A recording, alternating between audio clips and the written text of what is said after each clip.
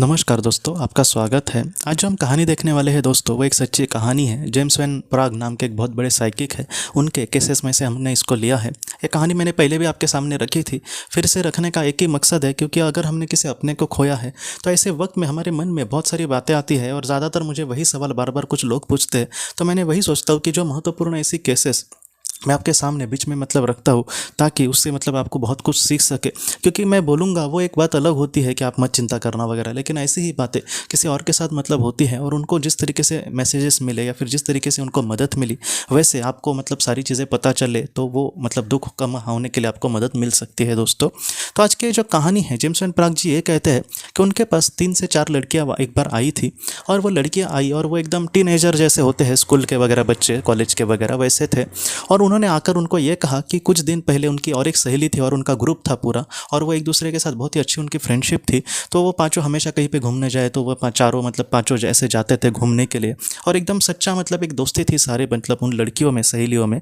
तो वो उनकी एक सहेली थी, वो कहीं ना कहीं उसका एक्सीडेंट हुआ था कुछ दिन पहले और वो चली गई थी। और इस वजह से वो अपने दोस्त की कुछ आत्मा की उसके कुछ संदेश मिलते हैं क्या, वो देखने के लिए वो वहाँ पर आई थी। और इन सारी चीज़ों को जेम्स वैन प्राग जी ने अच्छे से सुना, और उन्होंने बाद में ये कहा कि तुम्हारी दोस्त की जो आत्मा है वो यहाँ पर अभी मौजूद है, और मैं उसके जो भी महत्वपूर्ण संदेश है तुम्हें देने की कोशिश करता हूँ। और वो एकदम सुनने लगी, क्योंकि एकदम नहीं थी ये सारी बातें उनके लिए। पहले तो उनको यकीन नहीं हो रहा था, वो ऐसे ही आकर देखेंगे ऐसे उन्होंने सोचा। लेकिन उनके फ्रेंड ने, दोस्तों उनकी सहेली ने बाद में कुछ इस तरीके से मैसेजेस कहे, कुछ इस तरीके से उसने संदेश कहे कि तुम यहाँ पर आई, मुझे सच में दिल से बहुत खुशी हो रही है। हम इस दुनिया में जब चले आते हैं तब हमारा जो अहंकार है या फिर हमारा जो रुतबा वगैरह है, इन सारी चीज़ों को हम भूल जाते हैं। पृथ्वी पर अगर किसी इंसान को पैसा हो, अच्छा मैं दिखने लगूँ, इस तरीके से चीज़ें उनके मन में होती है। लेकिन इस दुनिया में आने के बाद हमें इन सारी चीज़ों में ज़रा भी रस नहीं रहता, ज़रा भी इंटरेस्ट नहीं रहता। मैं यहाँ पर आने के बाद मुझे याद आने लगा कि कैसे मैंने तुम्हारे साथ कभी कभी छोटे मोटे झूठ बोले, कभी कभी मैं फटक से कुछ बोल देती थी और तुमको बुरा लगता था, लेकिन फिर भी तुमने मेरी दोस्ती को नहीं तोड़ा। तुमने जितना हो सके हमेशा मुझे मदद करने की कोशिश करी। मैं आज सच में बहुत ही ज़्यादा खुश हूँ कि तुम यहाँ पर आई। मेरी जो ब्लेसिंग है वो हमेशा तुम्हारे साथ है। तुम अपने जीवन में आगे जो भी करो उसके सपने के लिए मैं हमेशा तुम्हारे साथ हूँ। जितना हो सके मैं हमेशा तुम्हें मदद करने की कोशिश करूँगी। तुम ऐसा कभी भी मत समझना कि मैं तुम चारों के कभी दूर हूँ। मैं हमेशा तुम्हारे साथ हूँ। मैं हमेशा, तुम जब हंसते खेलते हो तब हमेशा तुम्हारे खुशी में मैं भी सहभागी होती हूँ, इसलिए तुम मुझे कभी भी दूर मत समझना।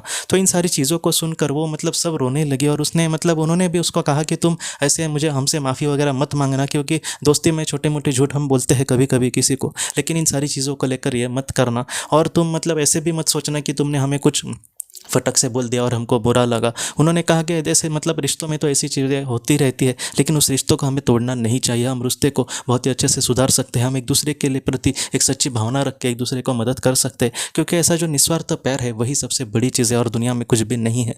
तो उन सहेलियों ने भी उसके साथ बहुत ही अच्छे से ऐसी प्यार भरी बातें करी, और उसने भी अपने सहेलियों के आगे के भविष्य के लिए एक अच्छी भावना, एक अच्छा धन्यवाद दिया, अच्छी ब्लेसिंग दी। तो ये जो सारी चीज़ें थी उनको बहुत ही अच्छी लगी। और बाद में दोस्तों आखिर में जेम्स वैन प्राग जी ये कहते हैं कि उन सारे सहेलियों ने एक दूसरे का हाथ पकड़कर उसके लिए प्रार्थना की कि वो जहाँ पर भी है बहुत ही खुशी से रहे, और उसके फ्रेंड की आत्मा को भी वो सारी बातें बहुत ही अच्छी लगी।